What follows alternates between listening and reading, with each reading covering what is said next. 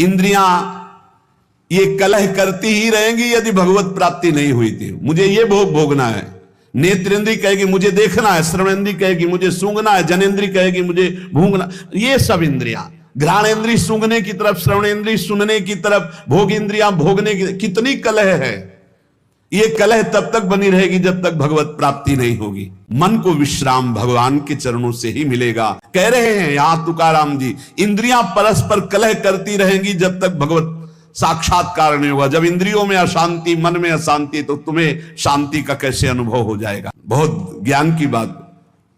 तुम शरीर के रोम गिन सकते हो लेकिन भगवान की विभूतियों को नहीं गिन सकते। और जब तुम नाम जप करोगे तो सारी विभूतियां आप पर कृपा करेंगी, सारी विभूतियां आप पर कृपा करेंगी।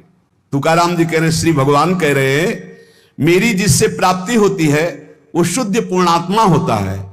शुद्ध पुण्यात्मा कौन होता है? जिसके मुख में मेरा नाम होता है। जो मेरा अनन्य गति का होता है उसी को प्रेम प्राप्त होता है, और जो मेरे नाम का अनन्य हो जाता है उसे मेरी अनन्य गति प्राप्त होती है। पकड़ो, महापुरुषों के वचनों को पकड़ो, सब नाम है, सब नाम। जैसे गर्भिणी स्त्री को परोसा गया तो उसको जब तृप्ति हुई तो गर्भस्थ बालक को पुष्टता अपने आप प्राप्त हो जाती है। ऐसे ही जब भक्त प्रसन्न हो जाता है तो भक्त के हृदय में विराजमान भगवान अपने आप संतुष्ट हो जाते हैं। तो नाम जप करे और भक्तों की आराधना करे, अपनी कोई स्वतंत्र इच्छा ना रखे, अपनी इच्छा को भगवान की इच्छा में समर्पित कर दे। माली जल को जिधर ले जाता है उधर ही जल प्रवाहित होने लगता है। हमारे जीवन बगीचा के मालिक है भगवान गुरुदेव। जिधर वो हमको ले जा रहे हैं हमको उधर ही बहते चले जाना है। अगर उधर नहीं जाओगे तो प्रवाह फूट पड़ेगा और गलत दिशा की तरफ चला जाएगा। देखो, जल में भेद नहीं होता, जल सब में गिरता है, लेकिन अपने भावानुसार उसका स्वरूप अलग हो जाता है।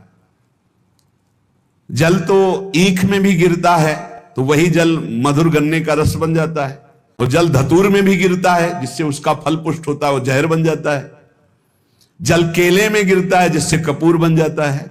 जल सीपी में गिरता है तो मोती बन जाता है। जल तो समान भाव से बरसता है लेकिन अधिकारानुसार उसका फल अलग अलग हो जाता है।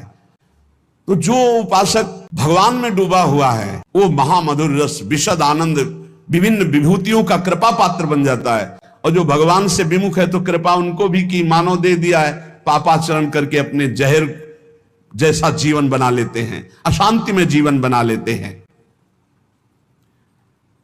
चित्त मगन होकर के जब नाम गुणगान करता है, जब वाणी कंठ अवरुद्ध होने लगता है, शरीर में रोमांच हो जाता है, आंखें अधकुली और अश्रु वर्षा होने लगती है, शरीर में आनंद की लहर तरंगायमान होकर कंपायमान शरीर को कर देती है, ऐसा जब सुख प्रकट होता है तो जीव की जीव दशा नष्ट हो जाती है और वो भगवत स्वरूप हो जाता है।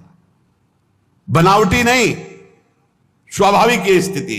जब नाम गुण कीर्तन करते हुए ऐसी मस्ती छाती है, आपाद मस्तक, शरीर के चरण से लेकर मस्तक तक रोमांच हो गया, आंखें अधखुली हैं, चेष्टा रहित है, आनंद जल अश्रु रूप में बरस रहा है, और ऐसी लहर आनंद की उठ रही कि शरीर कंपायमान हो रहा है।